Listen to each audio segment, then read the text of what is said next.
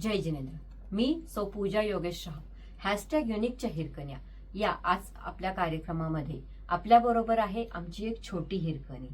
तशी तर ती फक्त वयाने आणि दिसायला लहान आहे, पण शिक्षणाने आणि प्रगल्भतेने ती मोठी आहे, जिला सगळ्या नवनवीन गोष्टी शिकण्याची इच्छा आणि आवड आहे.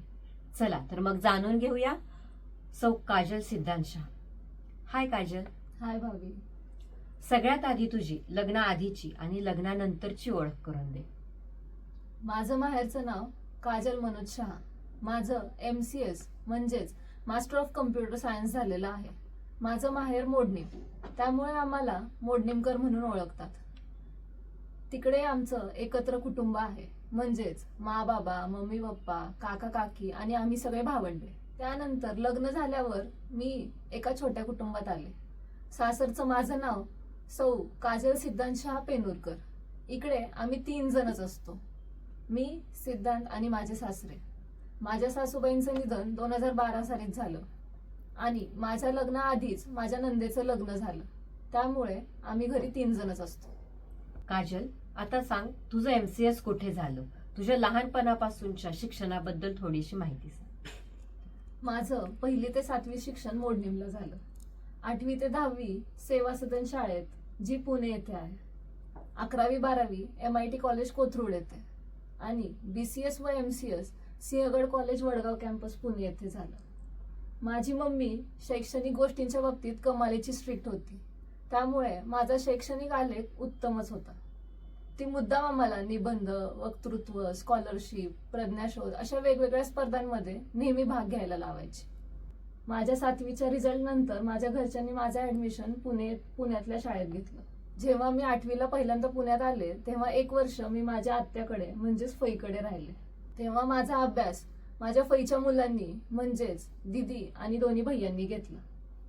सेमी इंग्लिश घेतल्यामुळे सायन्स आणि मॅथ्सचा अभ्यास कंपल्सरी दिदी आणि भैया घ्यायचे. नोट्स काढून घेणे, टेस्ट घेणे एवढंच काय, तर स्कूलमधल्या प्रत्येक मीटिंगला ते कंपल्सरी प्रेझेंट असायचे. स्कूल बस स्टॉपवर सोडायला आणि न्यायला अगदी ऑन टाइम यायचे. ते 1च वर्ष नाही तर MCS पर्यंत त्यांनी प्रत्येक गोष्टीत पर्सनली माझ्या लक्ष दिलेलं आहे. म्हणजे कॉलेज बघणे, फॉर्म भरणे हे सगळं त्यांनी स्वतः केलेलं आहे आणि आजही ते माझ्या प्रत्येक गोष्टीमध्ये माझ्या सोबत आहेत. वा, किती छान भावंड आहेत ग काजल तुझी. तुझ्या शिक्षणाच्या निमित्ताने खूप लवकर तू आई वडिलांपासून लांब राहायला गेलीस. तुझी मम्मी तुझ्या शिक्षणाच्या बाबतीत महत्वाकांक्षी होती हे तू आत्ताच सांगितलं, पण ओव्हरऑल तू तुझ्या मम्मी पप्पांबद्दल काय सांगशील? माझी मम्मी सांगायचं तर ती फक्त माझ्या किंवा माझ्या भावाच्या म्हणजे मनीषच्या बाबतीतच स्ट्रिक्ट होती असं नाही, तर ती माझ्या काकांच्या मुलींच्या बाबतीतही तेवढीच स्ट्रिक्ट होती. आम्ही 5ही भावंडांनी शैक्षणिक क्षेत्रात उत्तम प्रगती करावी म्हणून तिची सारखी धडपड चालू असायची. पण फक्त शिक्षण म्हणजे शिक्षणच महत्वाचं असं तिचं काही नसायचं. तिच्यामुळे आम्ही भरपूर गोष्टी शिकलो. म्हणजे वर्षभर अभ्यास करायचा आणि उन्हाळ्याच्या सुट्टीमध्ये मग बाकीच्या गोष्टी शिकायच्या. मग जेव्हा आम्ही मामाकडे सुट्टीला जायचो तेव्हा रांगोळी, मेहंदी, सायकल चालवणं, 2 व्हीलर चालवणं हे सगळं आम्ही शिकायचो. तिकडे माझी आजी म्हणजेच मावशी आम्हाला मेहंदी, रांगोळी किंवा धार्मिक पाठांतर म्हणा हे सगळं त्या करून घ्यायच्या. तिकडे काका, मामा किंवा महा हे 2 व्हीलर, सायकल अशा बाकीच्या गोष्टी शिकवायच्या. तसं तिने लहानपणापासून आम्हाला घरातल्या पण छोट्या छोट्या कामांची सवय लावली होती. ती एकदम कडक शिस्तीची असल्यामुळे आम्ही 5ही भावंड घरात फक्त तिलाच जरा जास्त घाबरून असायचो. माझ्या पप्पांबद्दल सांगायचं झालं तर ते अतिशय शांत माणूस. तेही शिस्तीने आणि काटकसरीने राहणारे आहेत. शिक्षणाच्या बाबतीत तेही स्ट्रिक्ट होते, पण मम्मी एवढे नाही, कारण दोघांपैकी कोणीतरी एकाने स्ट्रिक्ट असावं असं त्यांचं म्हणणं होतं. आमच्या शाळेतील प्रोजेक्ट म्हणजे कार्ड पेपरवर पाढे लिहिणं असू देत किंवा सायन्स मधली एखादी कन्सेप्ट एक्सप्लेन करणं असू देत, तर ते काम माझे पप्पा करायचे, कारण त्यांचं अक्षर अगदी सुंदर म्हणजे मोत्यासारखं आहे आणि त्यामुळे आम्हाला त्या प्रोजेक्टमध्ये आउट ऑफ मार्क पडायचे. आमच्या स्कूलमधल्या बुक्सना किंवा नोटबुकला कव्हर घालायचं असू देत किंवा आर्ट रिलेटेड कुठलंही काही करायचं असू देत, तर ते डिपार्टमेंट माझ्या पप्पांकडे असायचं. माझे पप्पा खर्चाच्या बाबतीत अगदी चोख आहेत. आम्हाला त्यांनी लहानपणी एक छोटी डायरी दिली होती. त्यात आपण जो खर्च करू तो लिहायला सांगितला होता, जेणेकरून आपल्याला ती एक सवय लागते. आम्हाला ते जास्त जमलं नाही, पण आजही त्यांनी त्यांचा सगळा खर्च ते एका डायरीत लिहिलेला असतो. मम्मी पप्पांचं एकच तत्व किंवा मत होतं की आयुष्य जगताना पैशापेक्षा जास्त माणसं कमवा, कारण पैसा आज आहे उद्या नाही, पण जर माणसं कमवली तर ती अगदी शेवटपर्यंत सोबत राहतील. आणि या वाक्याचा खरा अर्थ मला तेव्हा कळला जेव्हा 10वीच्या रिझल्ट नंतर माझी मम्मी आजारी पडली. 2009 ते 2015 या काळात आम्हाला जो सपोर्ट मिळाला त्यावरून कळालं की त्यांनी जी माणसं कमवली ती खरंच लाख मोलाची आहेत. पप्पांच्याच नाही तर मम्मीकडची फॅमिली सुद्धा त्या काळात आम्हाला खूप सपोर्ट केला, त्यामुळे आम्हाला खूप जास्त झळ सोसावी लागली नाही. 2015 साली माझी मम्मी वारली, पण अजूनही सगळेजण प्रत्येक सिच्युएशन मध्ये अगदी शेवटपर्यंत आमच्या पाठीशी उभे असतात. माझं लग्न 2021 साली झालं.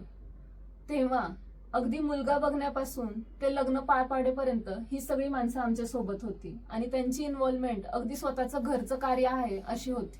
या सगळ्या अनुभवाने मलाही खरंच वाटतं की पैशापेक्षा अगदी खऱ्या आणि निस्वार्थी मनाने आपण माणुसकी आणि माणसं कमवली पाहिजेत. आणि दुसरं तत्व म्हणजे आयुष्यात आपण कितीही मोठे कितीही श्रीमंत झालो तरी आपले पाय नेहमी जमिनीवरच असावेत. व त्यांच्या या दोन्ही शिकवणी आम्ही जपण्याचा आणि अंमलात आणण्याचा प्रयत्न करत असतो. वा, खूपच छान संस्कार आहेत ग तुझ्या आई वडिलांचे. आणि त्यांनी दिलेली ती संस्कार, ती शिकवण, ती जीवनमूल्ये तुम्ही न विसरता अंमलात आणताय हे ऐकून खूप छान वाटलं. तर आता तू म्हणालीस की तुझं MCS झालंय, मग तू लग्नाआधी किंवा लग्नानंतर जॉब वगैरे काही केलायस का? माझं MCS 2017 साली झालं. लास्ट सेमिस्टरला इंटर्नशिप करायची असते. इंटर्नशिप म्हणजे कोणत्याही कंपनीत एका लाईव्ह प्रोजेक्ट वरती आपल्याला काम करायचं असतं. तर ही इंटर्नशिप करायचा चान्स मला अप्पर थ्रस्ट टेक्नॉलॉजीज मध्ये मिळाला. तिथे माझी इंटर्नशिप चालू झाल्यानंतर अगदी 1.5 महिन्यात त्यांनी मला जॉबची ऑफर दिली आणि ती मी ऍक्सेप्ट केली. त्या कंपनीत मी 3.5 वर्ष जॉब केला. लग्न झाल्यानंतर मी हा जॉब सोडला, कारण इकडे सासरी घरात स्त्री म्हणून मी एकटीच होते, त्यामुळे संपूर्ण घराची जबाबदारी माझ्यावरच येणार होती. सिद्धांच्या घरच्यांनी आधीच सांगितलं होतं की आधी घराची जबाबदारी समजून घे आणि नंतर जमलं तर तू जॉब करू शकतेस.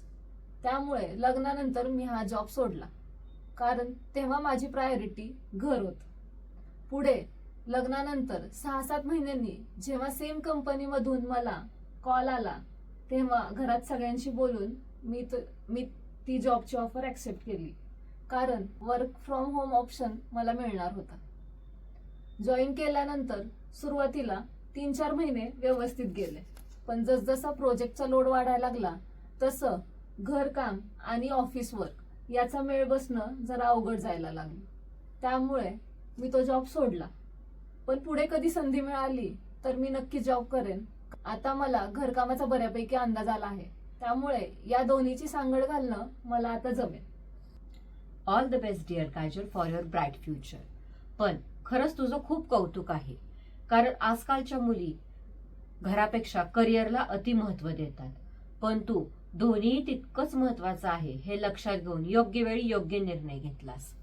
बरं, पण इकडे सासरी आल्यानंतर घरामध्ये कोणतीही स्त्री म्हणजे सासूबाई किंवा नणंद असं कोणी नसताना सगळी घरची जबाबदारी तू कशी काय पार पाडतेस? खरं तर सगळंच खूप अवघड होतं, पण सिद्धांत आणि त्याच्या घरचे यांनी मला खरंच खूप सांभाळून घेतलं. अगदी A to Z गोष्टी मला बघाव्या लागणार होत्या.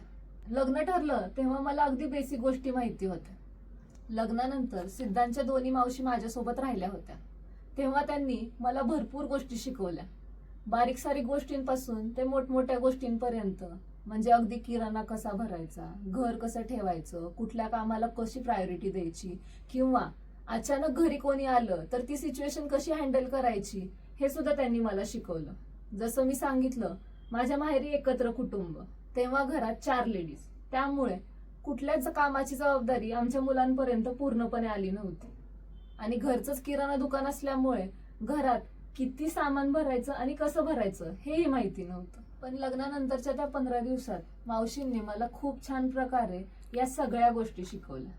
आजही मला फोन करून त्या भरपूर गोष्टी शिकवत असतात. आजही एखादी गोष्ट करायची म्हटलं तर घरातल्या कोणत्याही, म्हणजे अगदी सासरच्या असू देत किंवा माहेरच्या, मग त्या फई असू देत, मावशी असू देत, काकी असू देत, बहिणी असू देत किंवा भैया भाभी असू देत, मामा मामी, इवन मा बाबांनाही मी फोन करून विचारते की ही गोष्ट कशी करायची. पण सगळ्यात जास्त सपोर्ट ना मला सिद्धांत आणि माझे सासरे यांनी केला. कारण सुरुवातीला मला जसं जमेल तसं मी बनवायचे, जसं घर आवरता येईल तसं आवरायचे, पण त्यांनी कधीच त्या गोष्टीची तक्रार केलेली नाही. पण त्यातनं व्यवस्थित गाईड करत मला त्यांनी भरपूर गोष्टी शिकवल्या. प्रत्येक सिच्युएशन मध्ये माणूस अवेलेबल असतो असं नसतं. मग जेव्हा तसं व्हायचं तेव्हा मी टेक्नॉलॉजीचा आधार घ्यायचे. कधी कधी युट्यूबवर बघून मी गोष्टी शिकल्या आहेत. सध्या इंस्टाग्राम, फेसबुक, व्हॉट्सअप याच्यावर खूप रेसिपीचे ग्रुप आहेत. मग तिथे त्या गोष्टी प्रॅक्टिकली बघून मग मी घरी करायचे. आजकाल बऱ्याच गोष्टींचं सोल्युशन टेक्नॉलॉजीमुळे मिळतं. अजून एक म्हणजे घर सांभाळून समाजातील गोष्टींमध्ये भाग घेणं हे खूप चॅलेंजिंग टास्क होतं. पण प्रत्येकाने मला साथ दिली आणि त्यामुळे मला हे करायला जमत आहे. मला सगळ्याच गोष्टी जमतात असं नाही, पण मी खूप गोष्टी शिकले आणि अजूनही शिकून घेण्याचे प्रयत्न चालू आहे. काजल, तुझं लग्न लॉकडाऊन मध्येच झालं, त्यामुळे लग्नानंतर जवळपास वर्षभर तुला खूप छान वेळ मिळाला घरातील सगळ्या जबाबदाऱ्या समजून घेण्यासाठी. पण आपण दोघींनी जेव्हा आपल्या युनिक क्रांती मंडळातर्फे नाटक झालं होतं, त्या नाटकात आपण एकत्र रोल केला होता. त्यात तुझी आणि माझी छान मैत्री झाली, ओळख झाली. तर ह्या सगळ्या सांस्कृतिक कार्यक्रमांची आवड तुला लहानपणापासूनच आहे का? हो, मला सांस्कृतिक कार्यक्रमांची किंवा वेगवेगळ्या गोष्टींमध्ये पार्टिसिपेट करायला खूप आवडतं. 1ली ते 7वी जेव्हा मी मोडणीमध्ये होते तेव्हा शाळेतल्या किंवा मंदिरातल्या धार्मिक कार्यक्रमांमध्ये मी भाग घ्यायचे. शाळेत असताना राम निघाला वनवासाला या नाटकात मी भाग घेतला होता हे मला आठवतंय, आणि तेव्हा मी लक्ष्मणाचा रोल केला होता. पण तेव्हा मी अगदी 3री-4थीत होते आणि तेव्हा आम्ही डिस्ट्रिक्ट लेवल पर्यंत फर्स्ट नंबरने जिंकलो होतो. मोडणीमला असताना आपल्या पर्युषण पर्वात होणाऱ्या वेगवेगळ्या कार्यक्रमांमध्ये धार्मिक गाण्यांवर किंवा छोट्या छोट्या नाटकांमध्ये अगदी छोटे छोटे रोल मी केलेले आहेत. पण जेव्हा पुण्यात आले तेव्हा फारसं काही जास्त करता आलं नाही. पण जिथे जमेल तिथे त्या प्रत्येक ठिकाणी भाग घेतलेला आहे. छान. मला आठवत आहे काजल, तुझं लग्न झाल्या झाल्या लगेचच 2021 मध्येच तू आपल्या मंडळाची मेंबरशिप घेतलीस. तर कसं वाटलं तुला हे मंडळ जॉईन करून? काय सांगशील आपल्या मंडळाबद्दल तू? खरं तर लग्नानंतर मी सोशल ऍक्टिव्हिटीज मध्ये जास्त इन्व्हॉल्व झाले. त्याचं खरं कारण म्हणजे सिद्धांत. तो सोशली खूप ऍक्टिव्ह आहे. त्यामुळे जेव्हा आपल्या मंडळाच्या मेंबरशिपसाठी फोन आला तेव्हा त्याने परस्पर माझं नाव देऊन फी भरून डिरेक्टली येऊन मला सांगितलं की तुझं युनिक क्रांती महिला मंडळामध्ये नाव दिलं आहे आणि इथून पुढच्या प्रत्येक मीटिंगला तू जात जा. त्यासाठी त्याने माझ्याकडनं 2 व्हीलरची प्रॅक्टिसही करून घेतली की जेणेकरून जिथे कार्यक्रम असेल तिथे मी माझी एकटी जाऊ शकेन. सगळ्यात महत्वाचं म्हणजे लग्न ठरल्यानंतर जेव्हा माझ्या नातेवाईकांना किंवा ओळखीच्या लोकांना कळालं की मला पंढरपूरला दिलंय, तेव्हा सगळे येऊन मला एकच गोष्ट सांगायची की अगं तिथली महिला मंडळं खूप छान प्रोजेक्ट करून एन्जॉय करत असतात. तिकडे सासवांचं आणि सुनांचं वेगळं मंडळ आहे आणि तू तिथे गेलीस तर खूप छान एन्जॉय करशील. त्यामुळे कधी एकदा मी मंडळ जॉईन करते असं मला झालं होतं. माझ्या एक्साइटमेंटचं एन्जॉयमेंट हे एकच कारण नव्हतं, तर या मंडळात माझ्या मम्मीच्या खूप साऱ्या मैत्रिणी आहेत असं मला कळालं होतं. जेव्हा मी त्या सगळ्यांना भेटले तेव्हा मला खरंच खूप छान वाटलं. त्या सगळ्यांनी मला खूप छान प्रकारे इन्व्हॉल्व करून घेतलं आणि मी त्यांच्यातलीच एक आहे, नवीन वगैरे काही नाही असं मला वाटलं. 2022 साली पंढरपूरमधील महावीर जन्म कल्याणक निमित्त युनिक क्रांती महिला मंडळाने जेव्हा ढोल पथक फायनल केलं तेव्हा मला खरंच खूप आनंद झाला होता. कारण पुण्यात प्रत्येक वेळी गणपतीच्या आगमनासाठी आणि विसर्जनासाठी जेव्हा आलेलं ढोल पथक बघायचे तेव्हा असं वाटायचं आपण पण या ढोल पथकामध्ये एकदा भाग घेऊ म्हणून. पण तेव्हा काही कारणामुळे ते पॉसिबलच होत नव्हतं. माझी ही इच्छा आपल्या मंडळामुळे पूर्ण झाली. सगळ्यात महत्वाचं म्हणजे सिद्धांत ढोल प्रमुख आहे हे कळाल्यानंतर तर मी आपण काही झालं तरी भाग घ्यायचाच हे फायनल केलं होतं. ढोलच्या प्रॅक्टिस पासून ते सादरीकरणापर्यंतचा सगळा प्रवास मी एन्जॉय केला आणि तो माझ्या आयुष्यातील एक अविस्मरणीय अनुभव आहे. आणि आपल्या मंडळाच्या नियमानुसार पदग्रहांची मीटिंग ही नवीन मेंबरनी घ्यायची असते. तेव्हा जानेवारी 2023ची पदग्रहांची मीटिंग मी घेतली. प्रत्येकीने आपल्या मीटिंग मध्ये काहीतरी नवीन शिकवायचं असतं. तेव्हा या नियमानुसार मी व्हॉट्सअप सेटिंग बद्दल सगळ्यांना शिकवलं. मी पहिल्यांदाच असं काहीतरी सेशन घेतलं होतं. तेव्हा कळालं की अरे आपल्यामध्ये पण स्टेज डेअरिंग आहे, फक्त थोडी प्रॅक्टिस केली तर ती भीती निघून जाईल. आपल्या मंडळामुळे माझ्यातील अनेक कलागुणांना वाव मिळाला. आता मी अनेक कार्यक्रमांमध्ये भाग घेत असते आणि सगळ्यात महत्वाचं म्हणजे मला खूप साऱ्या मैत्रिणी मिळाल्या. मला आठवतंय काजल, तुझ्या पदग्रहांच्या मीटिंग नंतर लगेचच तू त्या आपल्या नाटकामध्ये भाग घेतलास. मोठ्या स्टेजवरच्या प्रेझेंटेशनची तशी तुझी पहिलीच वेळ होती. तर त्या नाटकाबद्दलचे तुझे काय अनुभव सांगशील? आधी लगीन सक्षमतेचे आणि मग संसाराचे असं त्या नाटकाचं नाव होतं. या नाटकातून बालविवाहाचे दुष्परिणाम हा विषय आपल्याला 10 मिनिटाच्या स्क्रिप्टमध्ये मांडायचा होता. जेव्हा आपल्या मंडळाने या स्पर्धेत पार्टिसिपेट केलं तेव्हा नाटकातील वनिता म्हणजेच ज्या मुलीचा बालविवाह तिचे आई वडील करायचा ठरवत असतात तिचा रोल मला सूट होईल असं सांगितलं. त्यामुळे मी त्यामध्ये भाग घेतला.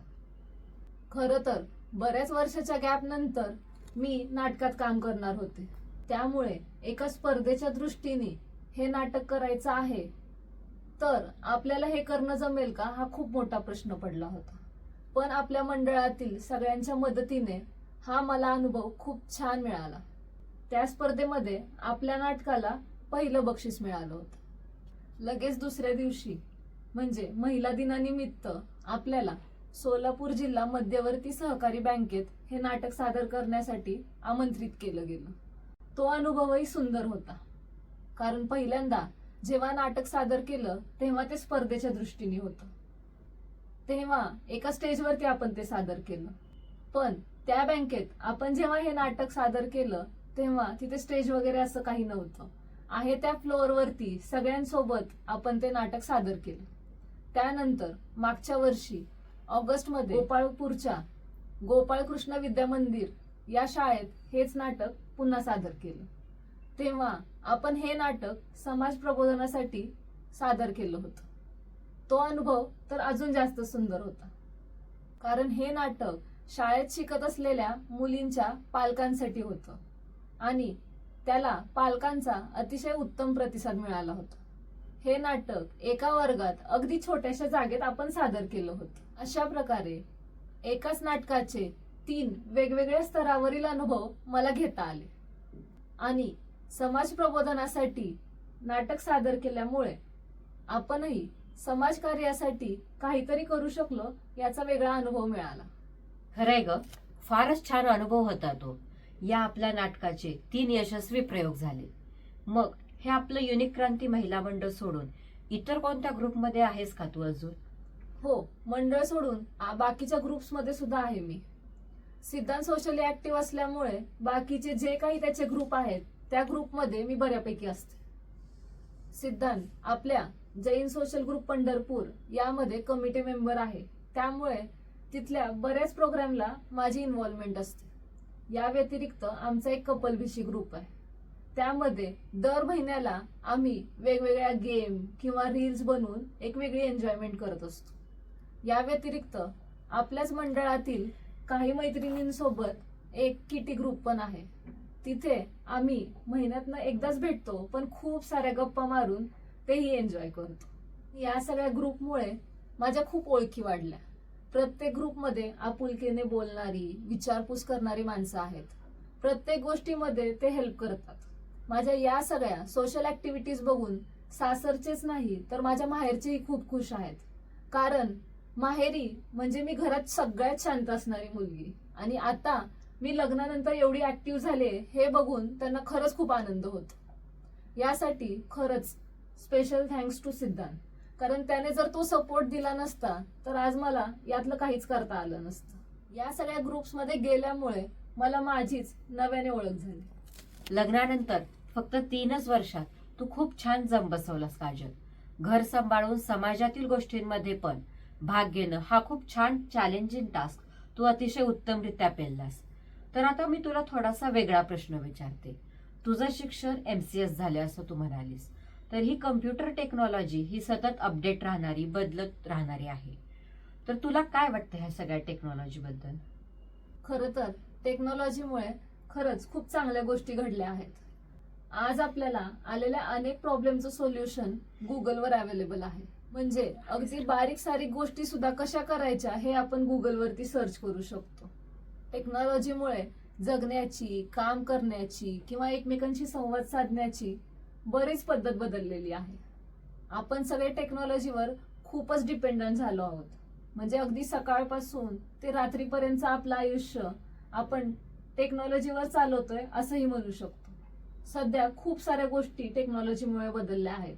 म्हणजे की पूर्वी पत्र असायचं, आता आपण व्हॉट्सअप, इन्स्टा, फेसबुक यांसारख्या ऍपवरती मेसेज करतो. पूर्वी फॉर्म भरण्यासाठी, बँकेत पैसे भरण्यासाठी खूप मोठी लाईन असायची, पण सध्या आपण ते ऑनलाईनही करू शकतो. टेक्नॉलॉजीमुळे मेडिकल क्षेत्रातही खूप बदल झाले आहेत. रोबोटिक सर्जरी सारख्या बऱ्याच गोष्टींमुळे ऑपरेशन करणं सोपं जायला लागलंय. टेक्नॉलॉजीमुळे अनेक आजारांचे निदान करणंही सोपं झालंय आणि योग्य वेळी योग्य उपचारांमुळे अनेक लोकांचे प्राणही वाचत आहेत. पण एक गोष्ट आपण विसरता कामा नये, हे सगळं फक्त आपल्या मदतीसाठी आहे. आपल्याला इंटरनेटमुळे विशाल माहितीचा साठा मिळाला आहे आणि त्याच्या वापराने आपण अगदी छोट्या छोट्या समस्याही घरी बसून सोडवू शकतो आणि त्या माहितीचा चांगला उपयोग करून घेऊ शकतो. जगात कोणतीही गोष्ट खरं तर सहजासहजी मिळत नाही. जे आपल्याला दिलं जातंय त्यातून आपण काय शिकायचं, त्याचा कसा वापर करायचा, किती प्रमाणात करायचा, हे सगळं शेवटी आपल्यावर डिपेंड आहे. मला तरी असं वाटतं की या टेक्नॉलॉजीकडे आपण पॉझिटिव्हली बघून त्याचा आपल्या आयुष्यात फक्त पॉझिटिव्हच उपयोग करून घेतला पाहिजे. हो ग, मला पण सतत असंच वाटतं की ह्या व्हर्च्युअल जगात, आभासी जगात आपण सतत वावरण्यापेक्षा फेस टू फेस आपलं कनेक्टेड राहावं. उदाहरणच द्यायचं झालं तर ऑनलाईन शॉपिंग किंवा ऑनलाईन बँकिंगचं देता येईल. अगदी गरज असेल तेव्हाच आपण याचा वापर केला तरच ठीक, पण एरवी जर आपण स्वतः जाऊन त्या गोष्टी केल्या तर इतर माणसांसोबत आपलं इंटरॅक्शन होतं, एकमेकांचे विचार कळतात, स्वभाव कळतात. काजल, स्त्री ही क्षणाची पत्नी आणि अनंत काळाची माता असते, हे वाक्य आज तुझ्याशी बोलल्यानंतर मला प्रकर्षाने आठवलं. स्त्री नसलेल्या एका घरात येऊन तू पदार्पण केलंस, त्या घराला घरपण दिलंस, ते घर छान फुलवलंस. Hats off to your dear. तर अशी ही आमची वेल एज्युकेटेड युनिकची हिरकणी. अशाच नवनवीन हॅशटॅग युनिकच्या हिरकण्यांची ओळख जाणून घेण्यासाठी आमच्या YouTube चॅनलला लाईक करा, शेअर करा आणि सबस्क्राईब करा आणि बेल आयकॉनवर क्लिक करायला विसरू नका. धन्यवाद.